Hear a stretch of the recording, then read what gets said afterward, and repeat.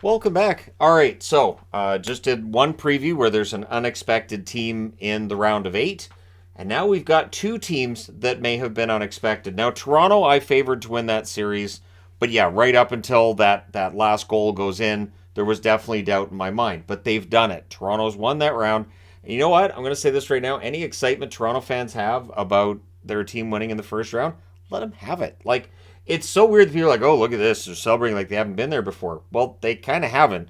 There are kids graduated from high school who hadn't been alive the last time that they won a round. So I don't blame them for celebrating. On the Florida side, they beat Boston 4 games to 3, and Florida was very much disrespected by many. Now, not by me. If you look back on that preview, I said, yeah, Boston should win this, but it's not like I said, well, it's going to be easy. No. Florida's a team that won the President's Trophy last year. They had to fight and claw their way into the playoffs, and those teams can be very dangerous. Now, for Toronto, they know Florida. They know Florida from the regular season. They played each other 4 times, the first time being January 17th. So those are 4 relatively recent meetings between these teams, and 3 of the 4 went to overtime. So Toronto's not going to come into this with an ego, I wouldn't think, or an expectation this will be easy. There were times during the series against Florida where Boston just didn't have the pushback and they kept handing the puck over. Both Toronto and Florida, big on puck possession, big on the analytics side of things. And so we should see pretty good games between these two teams. So January 17th, Toronto won the first meeting 5-4 in overtime at home against Florida. William Nylander with the winner at 1:53 of overtime. On March the 23rd, Toronto goes into Florida and wins 6-2. So the home team hasn't had an advantage in the regular season between the two. Matthews with the winner at 2:57 of the second period. Then on March the 29th, Florida comes into Toronto and they won in overtime 3-2. Montour had the winner at 1:41. April the 10th, Toronto goes into Florida and they won 2-1 in overtime. So again, the road team won 3 out of 4 meetings. 3 of the 4 went to overtime. This should be a fantastic and very close series. Tavares had the winner on the April 10th meeting at 4:38 of the overtime. So Toronto winning in 6 against Tampa Bay surprised some. I'm very glad they finally got it done. Florida wins against Boston surprises more than did the Toronto win over Tampa, which is saying something because there were plenty of people surprised at the Toronto win. But when you look at it, Mitch Marner, got the Marner jersey on, 2 goals, 9 assists, 11 points. Had a fantastic first round. I am so happy for Mitch Marner. Matthews, 5 goals, 4 assists, 9 points. Had a really good first round as well. Riley was absolutely fantastic. 3 goals, 5 assists, 8 points. Nylander, 2 goals, 5 assists. Tavares, 4 goals, 3 assists. And O'Reilly. O'Reilly definitely seemed to add something to their playoff run here. And so with 2 goals, 5 assists, 7 points, I'm just going to say it. His asking price as a UFA this summer just went up. Nyes with 3 assists. Matthew Nyes made a good accounting of himself. Went in there when Bunting was suspended. Worked out pretty well. Achari with 2 goals. Key goals, very key guy there. Yarncroke with a goal and an assist, and both Brody and Giordano had 2 assists in that first round series against the Tampa Bay Lightning. So Samsonov, 4-2 in that first round, a .900 save percentage. But he seemed to get better as the series went along. Had a game or two here and there where he might have looked a little spotty. But you know what? Samsonov, I think, has made up for what was a rough playoff for him last year. And Wall came in relief, had an .800 save percentage in his appearance. Special teams, well, for Toronto, 28.6% on the power play. That's pretty good.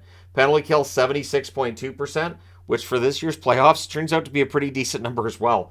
So it adds up to 104.8 altogether, and it's been solid. Of course, the last time Toronto went to the Stanley Cup final was 1967. Worthy of note, I wanted to put the fact neither of these teams have been in a final in a very long time. Toronto, at the last time they reached the second round was in 2004, and they lost that round against the Flyers. So they're going to be looking to get to a conference final for the first time in a very long time, and they're going to be looking to do so against a Florida team that is definitely game. So Matthew Tkachuk, unsurprisingly, the leading scorer. 5 goals, 6 assists, 11 points. He is a pain to play against. I say that as a Boston fan. There were times during that series where, yes, I lost my cool a little bit at Tkachuk. That's kind of his game. But then I will say this, game 6 and 7, I didn't see anything there that I wanted to throw my hat at the screen. Only time I've thrown my hat so far at the TV is that overtime turnover by Ullmark. It hit the TV before that goal went in. I knew what was going to happen. So, and again, they take advantage of that. They win that series in 7. And so Toronto's got to beware. Florida can really take advantage and switch that momentum. So if they get ahead, they got to stay ahead. Montour has been great for Florida. 5 goals, 3 assists, 8 points. Verhaeghe, 2 goals, 6 assists, 8 points. Barkov with a goal and 5 assists. Really good first round for Barkov as well. Luostarinen, 2 goals, 3 assists, 5 points. Has continued what's been a career year for Luostarinen. Bennett with 3 goals and 2 assists. We know that playoff Sam Bennett can be fantastic, just as Calgary fans. And it is interesting with Calgary with that connection because you've got Tkachuk and you've got Bennett here as well. Now, Reinhart, 4 goals and 1 assist, 5 points. Reinhart's been a name in the Flames past, but that would be Paul Reinhart. That's a long time ago. I'm aging myself with that reference. Lundell, 4 assists. Cousins with 4 assists. And Forsling, a goal and 2 assists. There's a lot of depth on both of these rosters. I think one thing that's been clear with Toronto this run compared to others, the depth absolutely shows up, and the depth has shown up for Florida as well. Now in net, Bobrovsky got better as the series went along. He's got a 3-1 record these playoffs, .891 save percentage. Lyon, 1-2 with a .902 save percentage. And again, Samsonov, Bobrovsky, this should be a great matchup in the net. Power play, Florida surprisingly strong on the power play in that first round, 25%. Boston's penalty kill was fantastic during the regular season, and Florida figured it out. So it's something Toronto's going to have to be wary of. But the penalty kill, not as great, 59.3% for a Florida team that should be much higher than that. So if Toronto can take advantage of a penalty kill that might be a little bit worn down after that series against Boston, good for them. The other thing for Toronto is they're going to have a tired Florida team coming off that full 7-game series. They have to jump on that in Game 1 and get that victory. So the last final for Florida was 1996. This is one of only a handful of times that Florida's gotten out of the first round, but in Florida's favor, this is the second year in a row that they get out of the first round.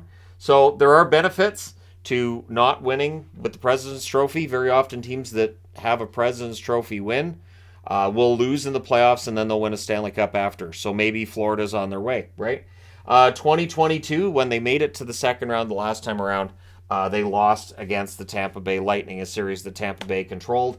So Florida's happy not to see Tampa. I think Toronto is happy not to see Boston at the other end of the rink as well. Because I know players will say, well, we don't really care who we play, and it's not really a big deal, and we'll welcome whoever. But I really do feel like there were likely members of the Leafs that were quite happy not to have to worry about Boston, and members of the Panthers who will not have to worry about playing against Tampa again. So these teams have both overcome demons of some sort getting out of that first round. And we'll see which team continues to overcome them in that second round. Again, I'm taking Toronto, but let me know your thoughts in the comment section below as always. Don't forget to hit like and subscribe if you're browsing your way through. You just happened upon this video. And so that's 3 of 4 meetings we know. The only one left is to figure out who's going to play against Carolina in the next round. Will it be New Jersey? Will it be the Devils? We will find out tonight, and that preview I will get done tomorrow. So let me know your thoughts. Thank you guys so much for all your support. I will talk to you again soon.